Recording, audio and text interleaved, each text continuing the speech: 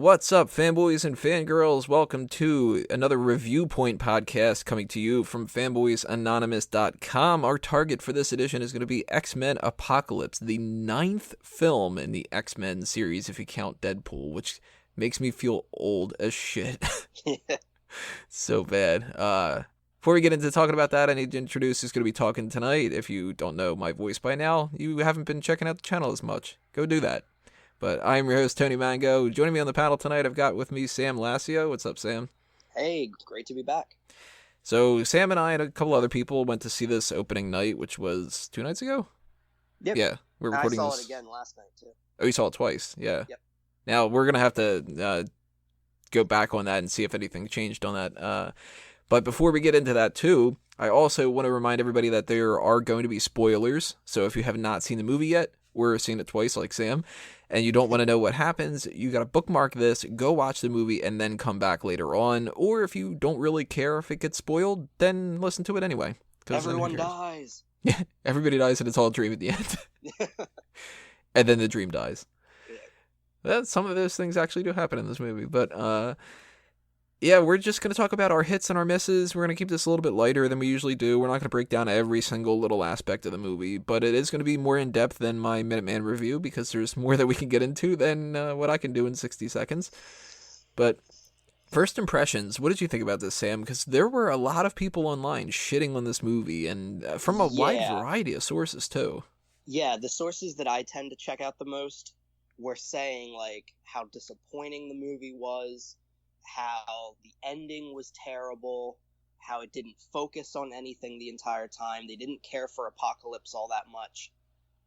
I have no idea where that was coming from because, yeah, this movie is not without its flaws. There were definitely problems with it, but I really liked it. I liked it just as much the second time. Even knowing how the movie was going to go about. Like, I'm not sure why the critics are as critical on this movie. I think the only person that I had heard over the past couple of weeks or so that actually seemed to really like the movie was Robert Meyer Burnett. Mm-hmm. And since he has a connection to Bryan Singer from working on different things, I always just kind of assumed that was like, well, I can't say anything bad about my buddy's movie, kind of. Right, yeah. But, I mean, people were talking about this being like the second worst of all the X-Men films, or on par with X-Men Origins, and it was like, what? That's not even close. Like you said, I mean, there are problems, and we are going to talk about both the hits and the misses, not just the hits, but the idea that this is anywhere near as bad as those two movies, The Last Stand and X-Men Origins, come on, man. Right. I haven't rewatched The Last Stand in God knows how long, but I rewatched X-Men Origins a couple months ago to prepare for Deadpool to write up a Fanboys Fix It, and if anybody wants to check that out, go to the website and find out what I think they could do to make that a better movie. But I had seen Days of Future Past recently. We did the fan tracks for that, so that's another thing. Go back and check that too. Cheap plugs. But, you know, X-Men Days of Future Past is what I consider to be the best out of the bunch, and X2 is probably like number 2, but rewatching a couple of the other movies too, like I would put Apocalypse on par with the first X-Men movie, maybe First Class too. Yeah, I mean, First Class to me was an excellent movie. I personally really enjoyed it. What I'm finding a lot of people doing is trying to compare this to Days of Future Past, which for the original X-Men movies, it's like trying to compare it to X2. Mm-hmm. To me, X2 is my favorite of the originals, and that's like saying, oh, well, this movie wasn't as good as X2, therefore it wasn't that good, which I never understand when people do that. No. So, I would put this on par with First Class. I would put it under Days of Future Past and X2, but I'd put it, for me, above the original X-Men, which I know that's special to a lot of people. But for me, that movie is starting to get a little dated. Oh, so. It's definitely dated. Yeah. There's parts in that movie that look pretty cheesy. Yeah, and I mean, this movie wasn't without cheese, but... Yeah. But I mean, like, when you look at certain movies, like you had said, the idea that if it's not as good as the best one, then it's crap. And it's like, well, that's not the case. Like, Terminator 2 is my favorite movie of all time. But just because I like Terminator 2 better than the first one doesn't mean I dislike the first one. That's Right. still one of my favorite movies of all time. And I could argue in certain ways is better than Terminator 2, but, I'm going to pop in T2 over the other stuff. And I really like First Class, and I really like Days of Future Past, and I like Apocalypse. And I think if I were to just throw a movie on, it probably out of those three would be Days of Future Past, and I like that the best. But compared to First Class in certain ways, I think X-Men Apocalypse might be more fun. Yeah. It's got some darker tone to it, but Days of Future Past was a lot darker. Mm-hmm. Which you would think, like, oh, okay, they have Apocalypse, so obviously this is dark. But, I mean, one part of the movie that, like, when I first saw it, I was like, oh shit, I can't believe they actually did this. But then it resolved itself, whatever. But it was when Apocalypse made everybody release their nukes. Like, I actually, like, when I saw that in the trailers, I was like, oh, this is some sort of dream sequence. Or, Right. like, they're seeing, like, the destruction of the Earth. Nah, he actually releases the fucking nukes. But then, like, they just go straight up into space and, like, disappear. So, like, some people I heard were, like, a little let down with that. But, like, okay, he wants to get rid of all weapons because he's against weapons. So that made sense to me, and I couldn't believe they actually did it. Were you thinking the same thing I was thinking at that point in the movie? You're like, all right, well, they can't drop. Right. Because then we're fucked. And they nobody's can't. Gonna survive that. Yeah. He's still got, like, another fucking hour and a half. And there's no way that they would just introduce another power where, like, he blocks the whole world and whatever like that. And I was just like, that's an odd loose end, kind of. But I like the idea that it was like that imminent threat of just like, if these fall, the whole world's done. Right. But then he let them go straight up, and I loved when he's saying, like, no more stones, no more sword, and you're thinking he's saying, like, great, now they have even greater weapons to destroy themselves. But then as they're going up, he just says, no more superpowers. Mm. Like, if the whole world is disarmed, everyone's on an even playing field. Right. And of course, there's like the that. little tie-in of superpowers and, Right. I like the little wordplay. Which, you know what? Actually, going back, I haven't watched the animated series in a while, but I did check out, like, some clips here and there of different Apocalypse things just because it was, like, set myself up ahead of time. Right. That line that he says about, from the ashes of the world, we'll build a better one, is from the animated series. I don't know if it's in the comics, too, or not, but it's, like, slightly tweaked, but it's, like, the same exact line for the most part. And it just reminded me of how awesome Apocalypse is. There were a lot of 90s cartoon throws in this movie. Yeah, I mean, starting with X2, the main theme that they've kept going along, which I love that theme, is as close to the X-Men animated theme as you can get. Which I really hope in the next one, since they said they're setting it in the 90s, they just have, like, some, like, rock band or something, like, playing that on the guitars. Oh, that'd be so awesome. Doesn't have to be major. It could be like Spider-Man 2, when they just had that woman, like, on the fucking, like, violin singing the Spider-Man theme. You know what it should be? Dazzler's Band. Dazzler's Band was supposed to be hinted at in this movie. I had heard rumors that Taylor Swift was Dazzler in this. She was. They when the mutants all go to the mall, we were actually supposed to see them in the mall, and they're in a record store, and they actually find one of her records. Huh. But they cut a lot of that out of the movie, which is a little disappointing. You didn't get as much. Not that her powers are even that cool, but you would have had more Jubilee. Yeah, you know what? Jubilee's going to be one of my misses. Yeah. Like, Not that she was a bad character, it was just a missed opportunity since a lot of people who know the cartoon know her. Yeah, and she didn't do shit. Yeah. So, she didn't help out, she didn't do anything. And one thing that confused me also is in the scene when Quicksilver saves everybody, apparently Nate Gray was in the crowd.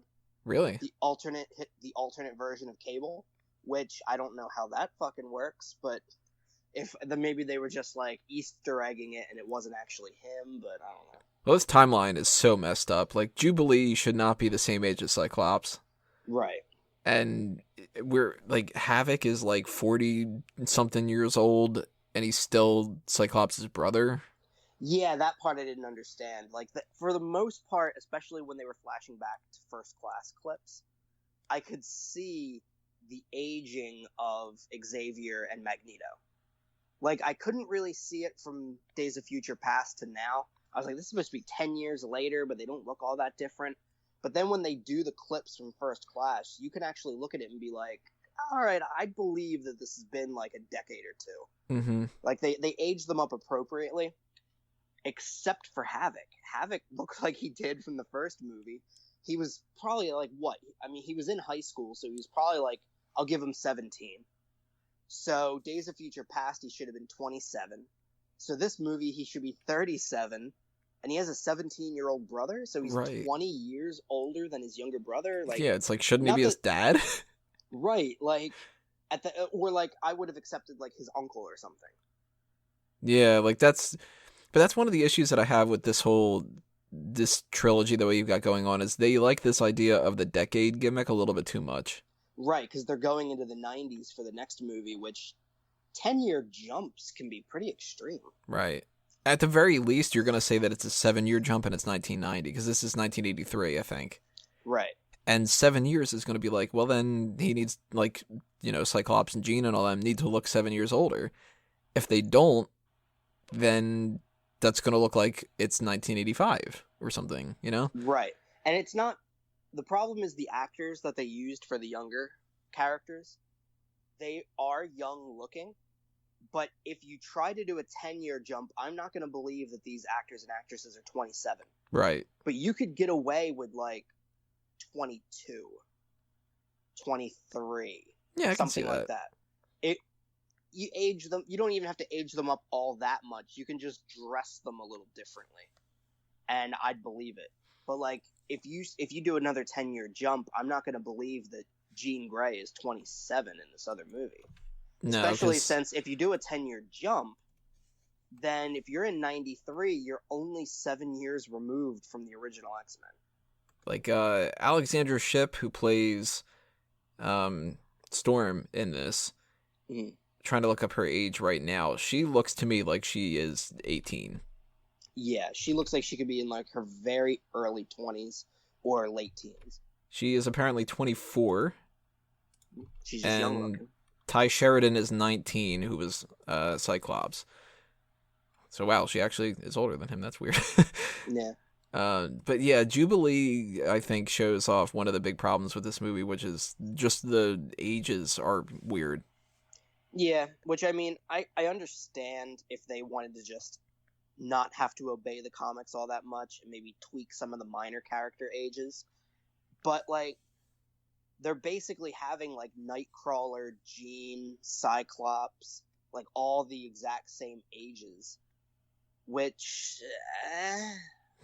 I guess they were around the same age, but at this point in their lives... I'm okay with Nightcrawler being that age. Yeah, at this point, if in the original X-Men they were, like, maybe a couple years off, that doesn't really make a big difference when you're in your 30s. A couple years off now, like, there's a difference between a 15-year-old and a 17-year-old. It's just the area that they are in their lives, a couple years can make a difference. So they basically had to make them exactly the same age. Yeah.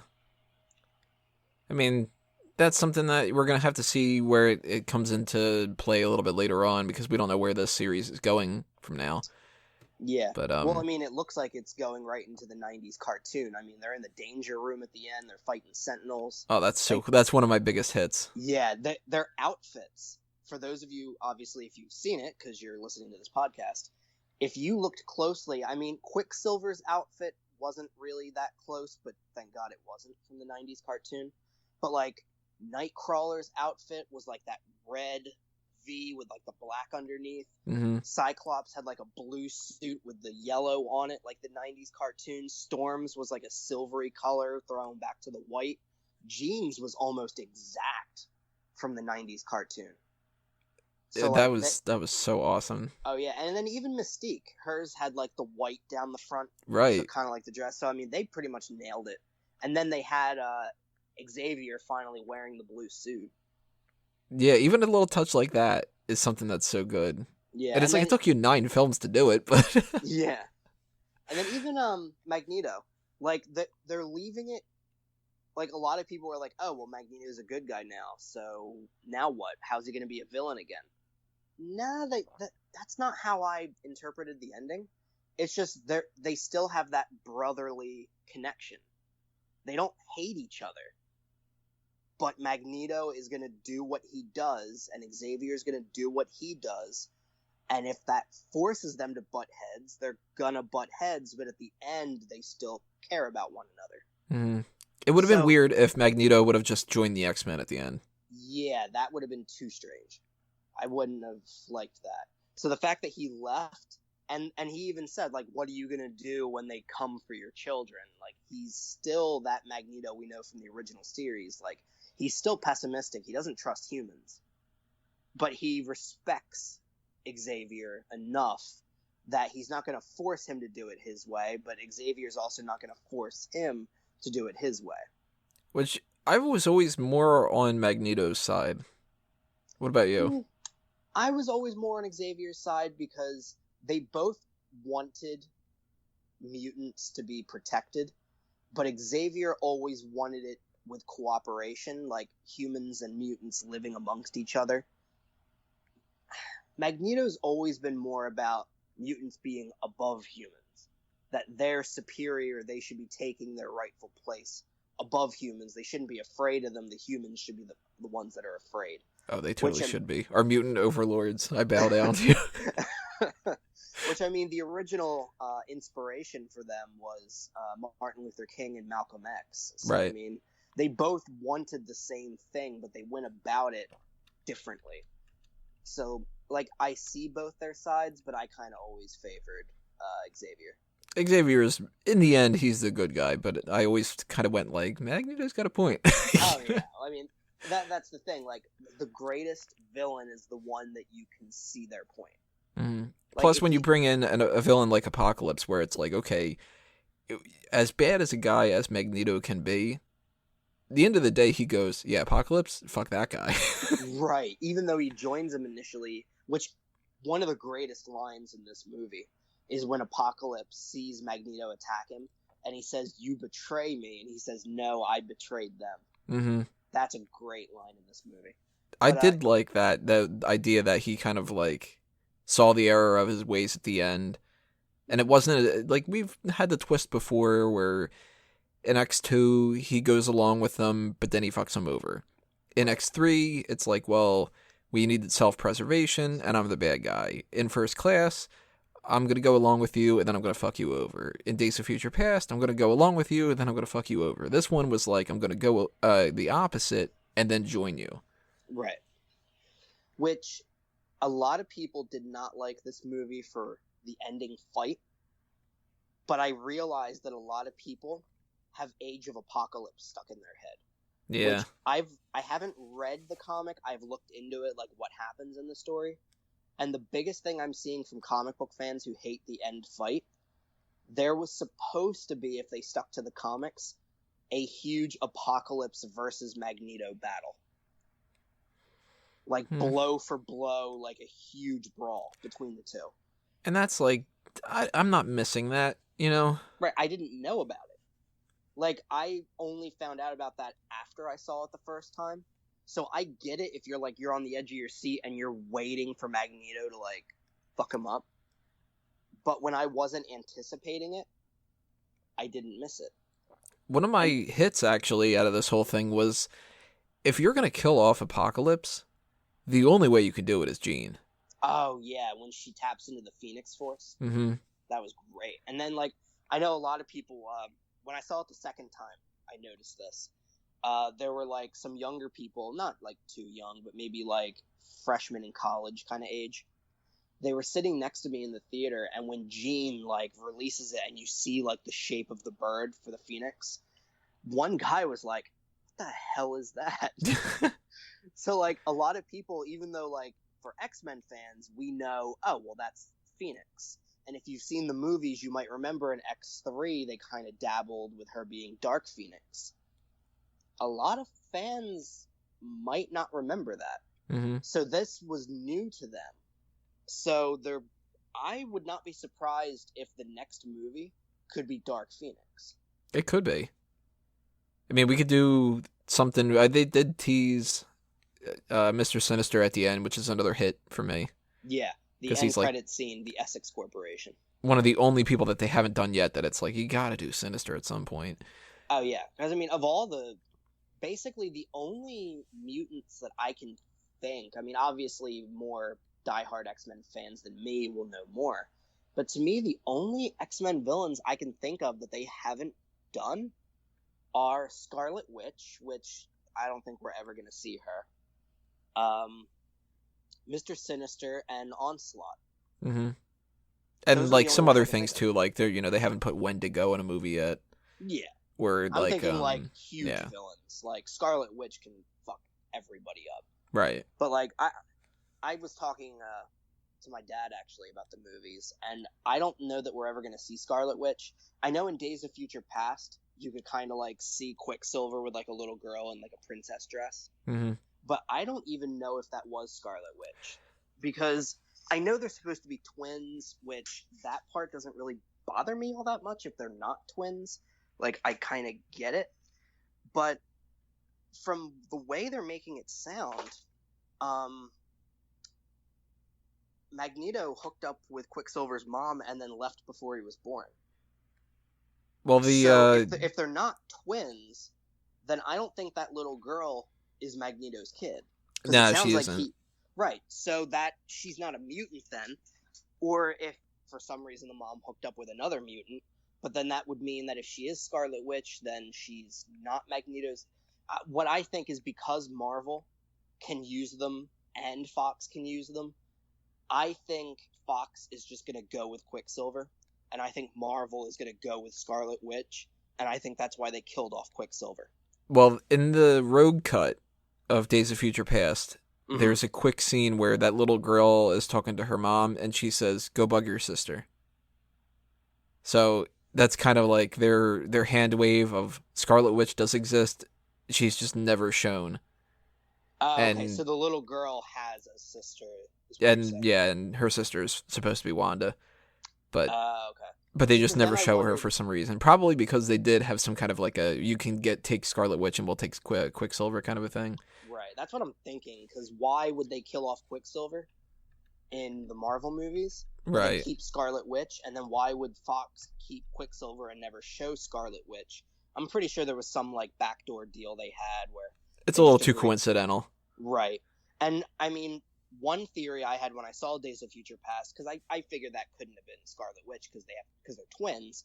I thought maybe it was Polaris, which is the younger sister of the twins, but she's also Magneto's kid. I'm pretty sure that Quicksilver, if there is a Scarlet Witch, fine, but if there isn't, that Quicksilver is the only kid of Magneto. Well, that actually brings up something that I was kind of curious about. The whole story that we have on the side where it's Magneto goes off on his own. He's got a kid now. He's with Magda, which I believe Magda's in the comics. Is she? I didn't remember. I just remember making a joke that his daughter controlled nature, so that made her Squirrel Girl. Okay, I'm just looking it up right now. Magda Lensher, yeah, she is in the comics. Okay. And this was something that like there's parts that I liked and parts that I didn't like about this whole idea. I liked the storyline itself of Magneto goes off and he's got a family and it's a whole thing like that. What I didn't like is some of the choices that they made. And again, if anybody knows, leave a comment below because I might be off about this. But I had thought that Magda was in the comics and that she was the birth mother of Quicksilver and Scarlet Witch. Mm-hmm. And then I was thinking maybe she's the birth mother of Polaris and that it was the little girl. Now, the little girl in the movie is named Nina, and that's definitely not Polaris because Polaris is Lorna. She has the same powers as Magneto. This girl controlled animals. Yeah, so that was like, I almost kind of wish that they would have gone with this Magda woman and with Lorna Dane. Mm-hmm. Just like, because you can kind of kill off Polaris and I wouldn't really give a shit. Like, you know? I mean, she's powerful in the comics, but like, yeah. But I mean, a girl who controls nature too also isn't that important, so. Yeah, and it's sort of like hit or miss kind of a thing. And I didn't like the idea too that he was Henrik. What was it like? Gertsky. Gertsky, yeah. Because I was thinking that they were going to go with Max Eisenhart, Yeah, his and I've alternate always name liked is that name Max. better than Eric Lencher. Like I don't know, it's just a personal Well, preference of wait. So mine. if I remember correctly, Max Eisenhart is his real name, isn't it?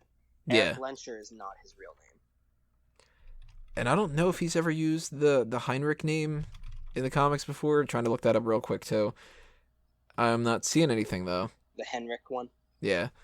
So, I mean, that it's something where maybe I'm missing out on something, I don't know. But I did really, really like the idea of him trying to be a family man and them screwing him over and him being just like, oh my God, now I'm going to have to kill people again. Like, every time I try to get away, you pull me back in. Right. I love that story. A lot of people didn't like it. They said it felt rehashed, like, oh, he loses his family again, or he's dragged into it again.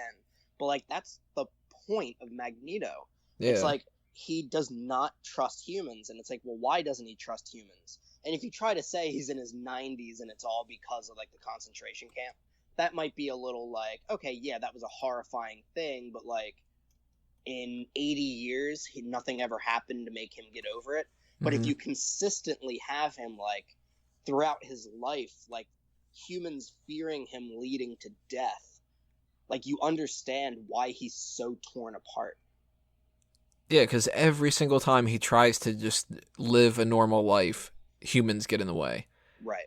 And he's just like, I wasn't doing anything wrong. I'm just by myself with my family. And he saved someone's life. Yeah. That's what led to all this. He tried to save somebody with his powers.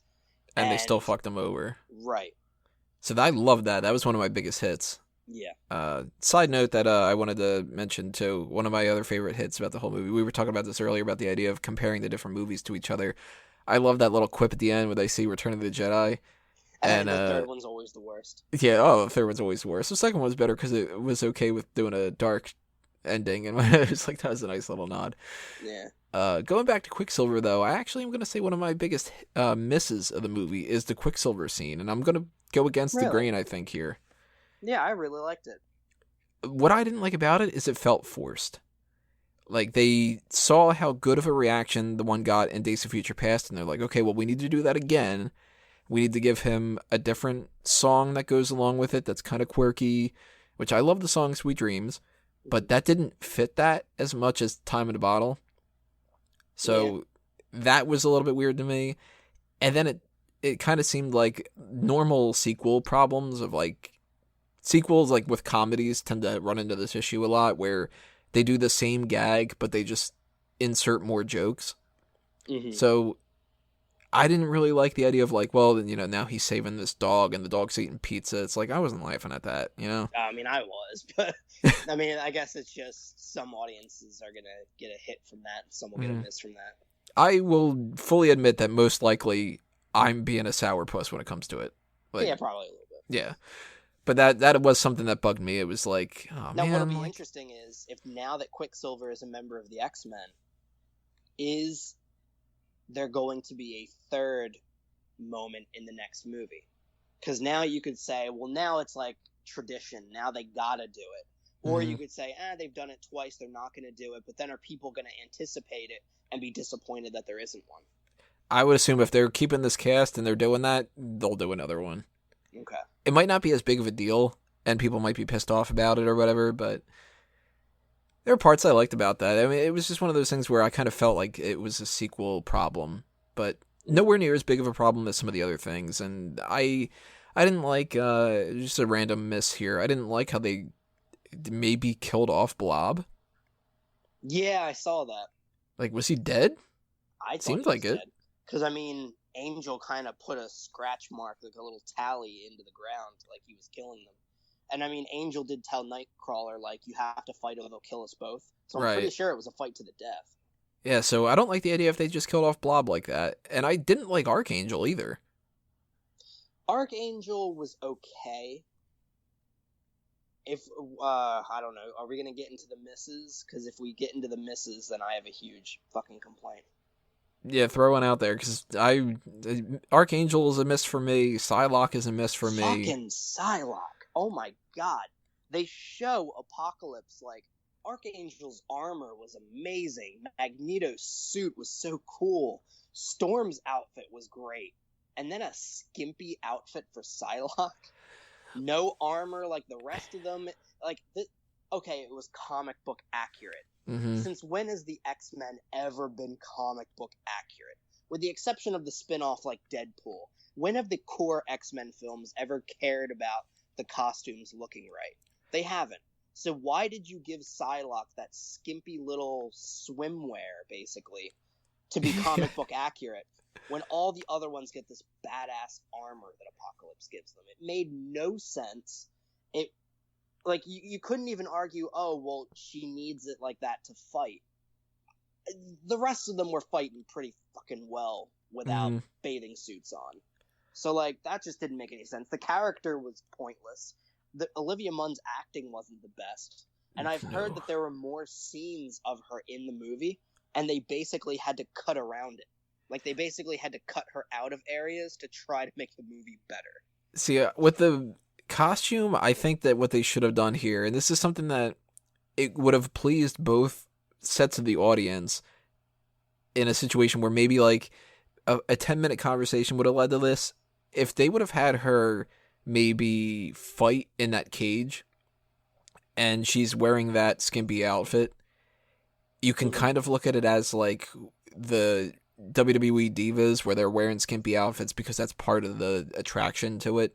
It's part of the gimmick. Yeah, you're watching these good-looking women mud wrestle kind of a thing, which is condescending, but these people are jerks. I mean, they're making these mutants fight for their own amusement. Mm-hmm. If you had her do that, they would have showed off her power. She could have been in the skimpy outfit that was comic book accurate, and then Apocalypse could have given her an outfit that would have made sense when it was battle ready, and people wouldn't have complained and said that she wasn't wearing the outfit at all. We got at the end of their Nightcrawlers wearing the Nightcrawler outfit, and people are like, great, you put him in that suit. You didn't need to have him do that the entire movie, just the same as you didn't need to have Psylocke. But man, Psylocke was just... Olivia Munn, I like her a lot, but she is not an actress. No. And that character was kind of a pointless character. And there was no reason... And this is... A couple complaints are the cheese factor in this movie. There's a lot of moments where it's just, over the top. And one of them is when you think she's dead because she fell from, fucking 2,000 feet in the air. And then she just gets up like nothing happened. Mm-hmm. She walks away, and as there's fire on the screen, she turns around and gives, this look of, I'll be back. And it's I hope away. You're not. Right. And it's she's doing that with flames on the screen, ooh, I'm evil and I will return to destroy you. And then she walks away. And they didn't do the same thing for Angel. Poor Angel. Oh yeah, Angel's fucking dead. And it's you just suck, dude. Saw him, he's just useless. The dude that could fly away doesn't fly away. Right. And another moment that was really cheesy. As literally, even the second time I saw it, it pulled me out of the movie for a second, is when Xavier and Apocalypse are having their mental battle, and Xavier's you're in my house now, and punches him. I'm aw, did you really have to have that? Of all the things Xavier could have said, you had him be yeah, you're in my house now. Yeah, that didn't make any sense. It was not anything Xavier would have done. Especially not in 83. Right. I can't picture Xavier being you want to step, bro? I mean, they even had Quicksilver do that at one minute. Can't hear you, bro, or Yeah, that's right. Yeah, he did throw that out there. Yeah. I will say, to get away from the misses a little bit, we'll come back to them because there's another one I really want to talk about, but one of my big hits of the movie was just the characterization of the new people. I really liked Storm because she pulled off being Storm. Nightcrawler was Nightcrawler. He's always been kind of a comedic character, so that was cool. And they kept the religious aspect, which was cool. Yeah, I liked that a lot. I liked Ty Sheridan as Cyclops was cool because he's always been a dick. Yeah. And he was a dick in this. Jean, I thought I was going to hate Sophie Turner as Jean. Pleasantly surprised. Yeah. I mean, she wasn't like a standout for me, but she was not a problem at all. Yeah, I expected to hate her. Yeah. Because I really liked Famke Johnson, Mm-hmm. and she just didn't seem like she was doing the same thing or whatever, but I liked her quite a bit. And another positive, I gotta say that I had the wrong expectation. I thought this was going to be another Mystique movie. Very happy to see that wasn't the They case. made her a little too important. Yeah. For me, it was another okay, I'll save that for the misses, but Mystique was a huge issue for me. Well, see, going on the Mystique thing, I didn't want Mystique to be one of the main characters, but I know that she needed to be. And I think that they used her in a decent way for this. Like, she's not on the run, but she's kind of like doing like an underground railroad kind of a thing. I like that story. I don't like the idea of her being like the poster child of mutant pride. Because of Days of Future Past, yeah. Yeah, but if anything, that should be Xavier. Yeah. One problem I had, I think it was a wasted opportunity. It would have been good because I know Jennifer Lawrence doesn't like doing the character anymore. She's basically said it. Mm-hmm.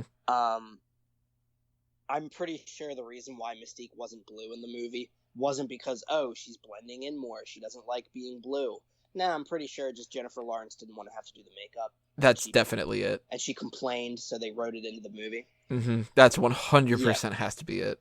It would have been perfect. It would have been the perfect ending. It wouldn't have mattered in the future movies. Apocalypse holding her by the throat, he should have killed her. I would have been okay with it. Storm could have seen that, and that would have turned Storm good because she idolized her. It would have made you hate Apocalypse. Yeah, Havoc died, but you needed to have like someone who's been in all the movies consistently. You needed a main character to die. Yeah. For there was no weight to the movie because everybody made it out. I would have been totally cool with them killing off Mystique. Yeah, and then having her like lead the team in the danger room at the end, like you don't need that. Mm-hmm. She could have died, and you could have just had Beast leading the team at the end. Which Beast kind of just got pushed aside in this movie. Yeah, he wasn't as important as he could have been. I did like him being, the teacher and stuff, though. Like, that's Beast. Yeah. So, his was more like, it's a miss that we didn't get to see more, but I can understand why he didn't get to do more, because they were juggling way too much with this movie. Yeah, this problem, Days of Future Past had so many characters, but they did it in such a way that it didn't feel overstuffed. Everything felt like it had a purpose. Mm-hmm. This movie didn't, at least I don't think, had as many characters as Days of Future Past. But it felt might like have. Yeah, possibly. I mean, with all the students and stuff, maybe. But like, it felt like they didn't know what to do with all the people. Yeah, I mean, there's little bits and pieces here that, like, if I watch it another time, it might bug me, it might not, or whatever. But another miss that I had was just, if you're going to introduce Wolverine, don't put him in the trailer. Oh, yeah, that completely ruined it. Because then you're expecting him, and then when you see, like... And the way that they hinted at him, it's like, even if you're not a giant comic fan, even if if you've only seen a few of the X-Men movies, it's like, there's some kind of animal in there. Yeah, like, why not just change the line to be like, there's some kind of animal, possibly a Wolverine. Right. And then you still would have had the characters like, who is it? I don't know. Because then, like, they open it up and you see his feet, like it's some kind of reveal. Like, he walks out.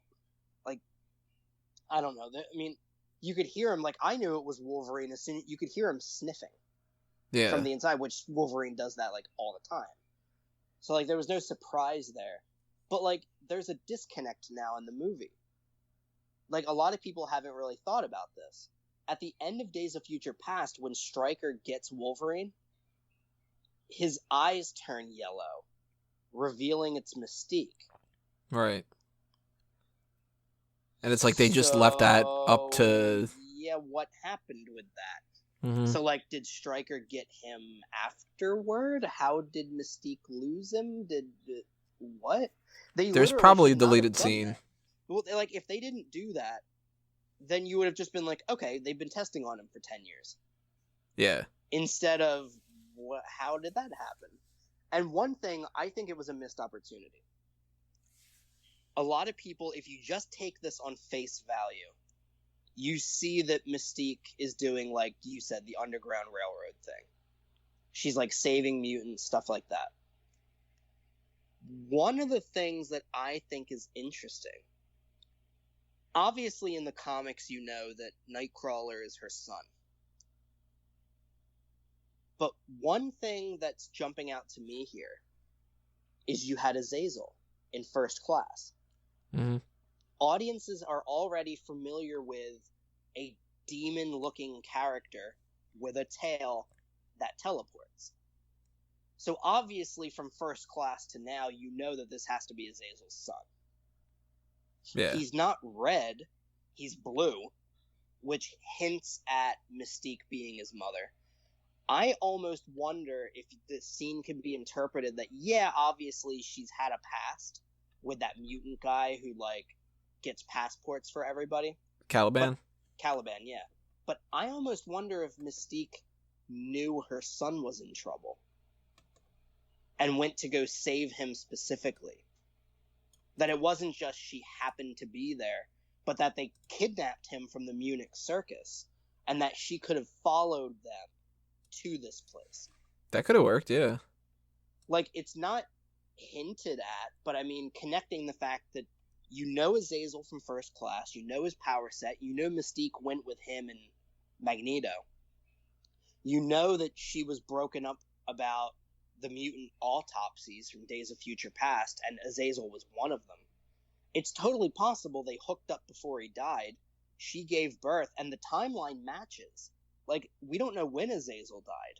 We just know it was sometime before Days of Future Past. But they even say in the movie that when Days of Future Past happened, these kids were probably like 7 years old. Right. Which means Nightcrawler was only born 3 years after First Class. Which, I mean, that could happen. Like... Right. That totally could have happened. So, like, I like to interpret the scene, because it's not stated, as Mystique went to go save her son. But, like, she obviously doesn't, like, care about him. Want to tell him, yeah. Much. But she doesn't care about him all that much, because she even tells Caliban that, like, look, I saved his life. What he does with it is his own. Mm-hmm.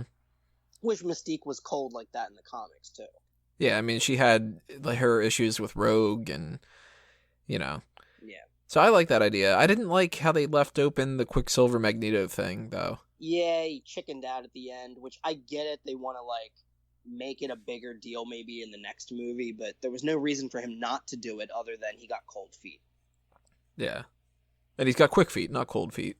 Which doesn't make any sense, because I actually watched a spoilers podcast from Collider Video, and they mentioned something that, like, I didn't even think about. Storm goes to Quicksilver at the end, like, hey, I was told Magneto's your father, like, why haven't you told him? So it's like, wait a minute. So Mystique's going around running her mouth? That, like, she's just telling like, literally, Storm was trying to kill them, and is now joining them. That should be the last person Mystique has a conversation with, but is telling her, like, hey, by the way, Magneto's Quicksilver's dad. Yeah, it's just so, like... She's, like, telling everybody, so, like, everybody but Magneto knows at this point, probably. It's like bathroom talk, like they're at the mirror doing their makeup, and it's just kind of like, so you hear about Quicksilver? Yeah, I mean, there were problems with that kind of thing. Yeah. One of my biggest issues, and I hate to say this because it's just the case, but my biggest miss of the whole movie is Apocalypse. Really? I didn't like his voice. I didn't like his... Like, he didn't do anything. Like, his whole thing of the whole movie is he goes mutant to mutant to give himself the Four Horsemen. Mm-hmm. And then he throws a couple nukes up in the air and then sits around and then dies. Mm. Like, if he would have killed Mystique, like you were saying, that would have given him more of an impact. If he would have maybe destroyed a town instead of Magneto fucking up Auschwitz... Like, if he would have directly done that stuff, then maybe I would have looked at it differently. But his big scene of showing off his power was basically killing a couple people in Egypt. And it's like anybody could have done that. Yeah, I took it as, like, I mean, obviously he had, like, the big fight at the end, but I took the, like, why he didn't do much as to be part of his character. Like, Apocalypse considers himself a god, and God does not demean himself by doing his own work. Like, he has the four horsemen because he doesn't consider him, like, anything worthy of his time, basically. So he has the horsemen basically to protect him when he's going from body to body, but also, like, they do all the heavy lifting because that's beneath him. So then when he actually does fight at the end, you have to remember he's having, like, a mental battle with Xavier all while doing this fight. That's true. I do admit that, like, there should have been more fighting going on with him, but, like, he's doing a mental battle, shielding himself from Magneto throwing stuff at him, Cyclops shooting him, Storm shooting at him. Like, there wasn't really time for him to do much. So was he more a hit for you then? He was a hit for me. I admit that, like, I would have liked to have seen him fight more, but he was still a hit for me. Like, I loved his character of basically, like, because one of the things that shows his character the most is when he takes Magneto to Auschwitz. And Magneto's like, you shouldn't have brought me here. And he says, why? Are you afraid to be here?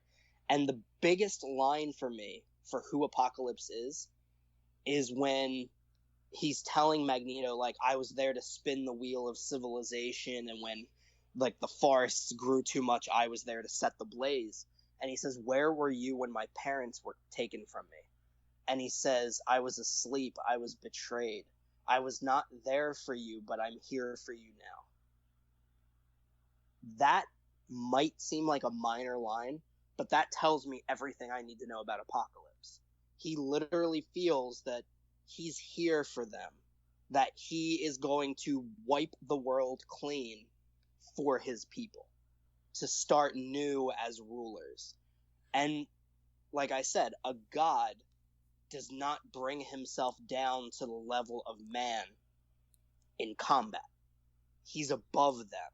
He does not demean himself by throwing fisticuffs and stuff like that. So, that would be great if he's just boxing in the middle. So, like, I would have liked to have seen something more with Apocalypse. I would have liked to have seen, like, powers going and stuff like that. Something more than Magneto just like, floating there with his fists in the air as metal is just shooting down at him. Like, I would have liked to have seen more. But I liked what I saw. Fair enough. But I'm not going to say you're wrong for not liking it. Like, I totally get why you didn't like it. Yeah. I will say, though, the look is much better than what we were thinking. If you noticed, they said that when they gave the picture to, like, Entertainment Weekly or Variety or whoever ran the original picture where he was purple, and they were like, fans complained, and they changed it. I don't know that they did. Because if you look at the original picture, like, yes, some things might be a little different, but when he visits Magneto in Poland, he opens up that portal. It's a purple portal. It's a purple portal, and when he looks over at Magneto before he says, like, come with me, or I want to show you, or whatever it is he said to him, he is purple. Mm-hmm. And he looks exactly like that image. Yeah, I think it's just a shading issue. Like, they picked the worst scene to show. Right. Of all the pictures they could have shown, yeah, they chose probably the worst one. I'm sure some things may have been changed in post. Like, maybe they decided to tweak this or that or something, whatever. I know they said they did alterations to his voice, which you didn't like his voice. I kind of liked it. Because Apocalypse, like, to me, shouldn't have just been talking like a normal person. Oh, no, he totally shouldn't have. My issue was that they should have gone even further. Oh. Like, okay. Well. it sort of seemed like they toned down how much they wanted to manipulate it, and I wanted him to be like full blown kind of a thing, like. Okay, I figured if they did that, then there would be like a Bane issue where people would complain about his voice the entire time. Now Bane was just that was just what the fuck is Nolan thinking? Yeah. No, I wanted him to be more alien, kind of. I did like that one thing where when he wanted Xavier to send a message to the whole planet, and he says, like, even if I wanted to, I can't, I don't have Cerebro, and he goes, you don't need a machine. When in the comics, Apocalypse's powers are amplified by alien technology. Very hypocritical. Yeah. And I mean, like, I don't know if his armor is alien, but, like, they showed you, like, when they, in the very beginning of the movie, one of his horsemen from Egypt transferred the armor to the new body. So I don't know what that armor was supposed to be. If it was just armor, then fine. But, like, I don't know if that was the alien tech. I forget what alien species it was supposed to be, but... Celestials. Okay. So they can't use them because they have them in the MCU. Right. But, I mean, I actually thought that they were going to build towards something with the Starjammers and Corsair and the whole Shi'ar Empire and all that. I thought that's what they were going to do. I mean, I can see that. I don't really like Cosmic X-Men. I hate it. Yeah. I'm so glad that they're going Mr. Sinister instead. Yeah. Like, my least favorite part of the X-Men series is when they go against the mutant thing. Right. They should be fighting mutants, and they should, they should get in the way when it comes to other people like Doctor Doom and whatnot. But the idea that they have, like Juggernaut, for instance, Juggernaut is so much better to me if he's a mutant instead of somebody who has this magical gem. Right. Fuck magic. Mm-hmm. You got mutants. Do the mutant thing, like... Exactly. Kind of like the idea of, like, when you have Spider-Man and he's got the genetically altered or radioactive, either one. I like genetically altered more. Yeah. The spider bite gives him his powers. And then you have, like, the Osborn / all those other kind of people are all kind of, like, science-based. When you throw Morbius in there, it's stupid. Mm-hmm. He should be in Blade. Like, and you can do crossovers. I mean, you can have... I want really badly for the Defenders to be fighting the vampires. I think that'd be kind of cool. Throw Blade in there, kind of make it so where, like, that's why they have to fight people and not just the Hand again. Yeah. But don't give me Cosmic X-Men. Mm-hmm. If we want Cosmic, we'll see... I mean... Guardians. Yeah. And I mean, if you want to keep it in the Fox universe, I would say the Fantastic Four are more cosmic than the X-Men. Yeah. So they got the Inhumans, they've got Annihilus. They can't use the Inhumans, but... That's true. But I mean, like, their powers didn't come from another dimension, they came from space. So, I mean, they've already kind of, like, messed... Which, fine, change the origin, do whatever you gotta do. But, like, Fantastic Four has a link to space. Especially with Silver Surfer and Galactus. Like, to me, the Fantastic Four being in space is fine. The X-Men in space, I don't usually care. I prefer their stories when it's, like, I don't want to say more political, but when it's more like mutant-human relations kind of thing. And then you have a mutant who's here to destroy it, and the X-Men have to save the day. I prefer those kind of X-Men stories. So, last thing I wanted to get on here, before we go into our biggest hits, biggest misses, if they're going Mr. Sinister, how do you want this to play out? I want him to be... I don't say this as a power thing or an importance thing, but I want him to be the Thanos of X-Men. What I mean by that is, I want him to have a hand in the X-Men films. I want him to have a hand in the Deadpool sequel. I want him to have a hand in the Gambit movie. And if they're going to do X-Force, I want him to have a hand in that. I want him to be the overall bad guy who has, like, may not be the ultimate threat every movie, but has his hand in what's going on in the movies. I'm kidding that, yeah. Because, I mean, I can't think of a cast decision, though. That's one thing. Yeah. And are you going to make him white with the red eyes? Oh, they have to. Like, He's so badass looking when he's like that. Like, you can change his outfit. He doesn't need those, like, giant, like, I don't even know what they are. Like, it's almost like a cape, but it's like strings coming off his back. Like, you know what I mean? Yeah, I don't know what those things are. They're weird as fuck looking. Yeah. I just Googled it real quick to see what other people's ideas are. There's some damn good casting ideas that are out there. Jason Isaac, who was Malfoy in Harry Potter. Huh. I like the idea of... Though, like, was that? is he old enough for Mr. Sinister? Probably. There's Ralph Fiennes, Voldemort from Harry Potter. A lot of people doing Harry Potter stuff. Yeah. There's I can see Ralph Fiennes. Luke Evans, if they want to go a little bit younger. He was in Dracula Untold. Yeah, but I didn't hear any good things about that. I didn't see that, but that's actually somebody I'm kind of hoping maybe is the next Bond if they don't go with Tom Hiddleston, but, you know, we'll see. Some of these casting ideas are like, oh, you guys are overreaching a little bit. There's no way that Daniel Day-Lewis is going to play that part. But, like, the problem with casting and stuff is, like, okay, good actor plus movie equals good role. Like, sure. Like, I mean, Jim Carrey's a great actor. Sure, if he's Mr. Sinister, he might do really well. Like, at that point, we have to wait and see who they want. And then we can kind of get an idea of, like, okay, well, I'd probably have this person over this person. Right now, you could literally say, like, anybody. And you'd be like, yeah, that'd be pretty good. Like, So I'd have to just wait and see. But, yeah, I don't know who they're going to get. But, like, Deadpool encounters him. The X-Men encounter him. Like, I want him to have a hand in, like, all of these movies. I don't even know if the Gambit movie's happening anymore, but if it is, he should have a role in that somehow. I don't have a clue what's happening with that one, because it seems like they pushed that on the shelf. Yeah. Kind of like. But biggest hits, biggest misses, what do you got to say you would throw out there as your top two? Like, 2 hits, 2 misses, or biggest hit, biggest miss? Biggest hit, biggest miss. Just one per piece. Biggest hit.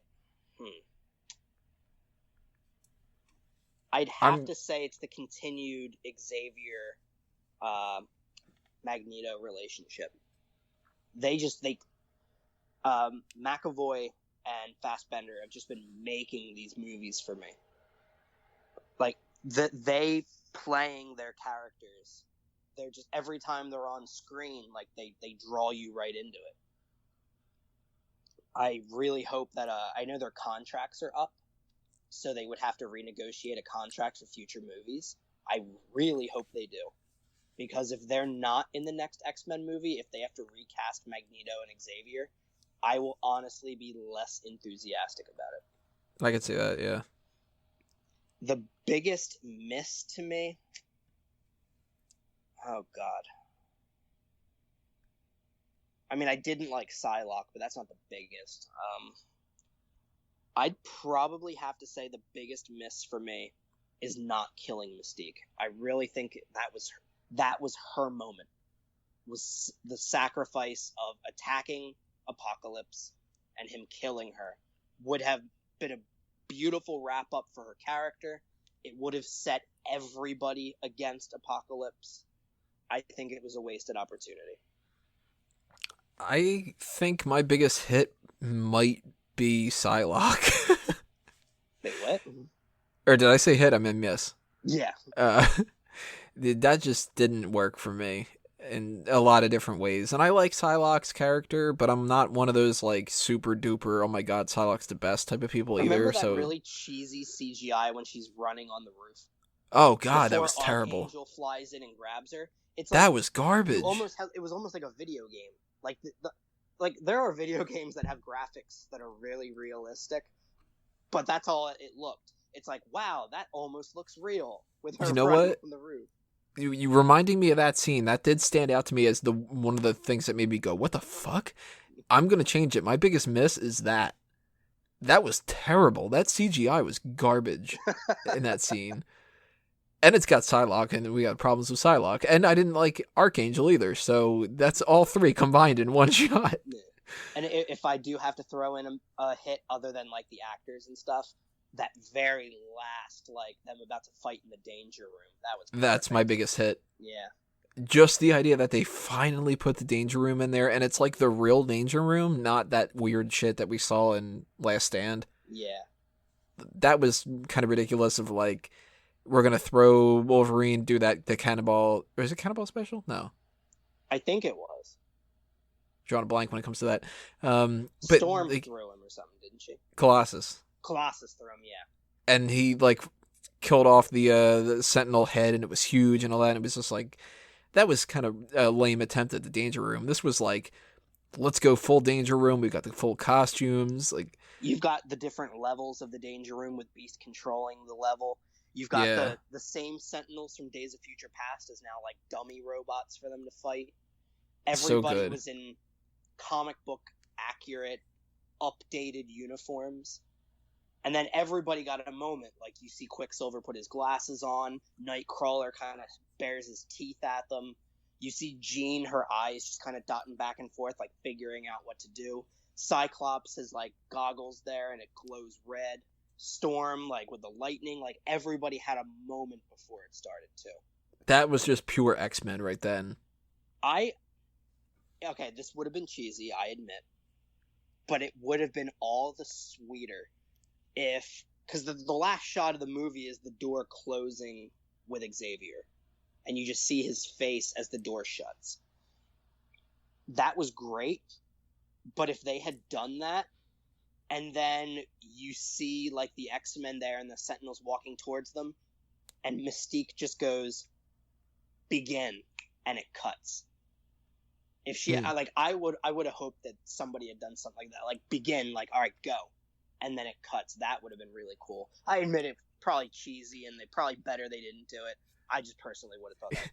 She goes, Avengers, and then they cut the same thing like a cat. Yeah. But overall, I mean, I gotta say, I gotta watch this again, maybe 2 more times or so before I can fully rank it where it would go. But I would say it's on par with the first X-Men and First Class, where it's not fundamentally as a movie, just not as good as X2 and Days of Future Past, but it's still fun. It's still got a lot of good X-Men moments in there. Yeah. It is a good way, like, if they didn't do any more X-Men movies, I'd be good, you know. I mean, they're definitely going to do more X-Men movies. They're going to try to do this as much as possible, but, like, Days of Future Past ended in a way where I would have been okay with them not doing any more. Yeah. This one thing ends in a really way I'm okay with them not doing any more either. Yeah. One thing I think they have to start establishing in these new movies they start doing, especially with them jumping into the 90s. I didn't even think about this because to me, like, Days of Future Past, like, made perfect sense to me. Everything was the way it was. But it was the second time I saw it, my dad kind of turned to me after the movie was over, and he's like, now wait a minute. They don't meet Nightcrawler until he's older, so how is Nightcrawler a member of the X-Men now? Because that's not the X-Men 1 and X-Men 2 and all that. The continuity issue. And it Yeah. made me realize, like, yeah, you know what?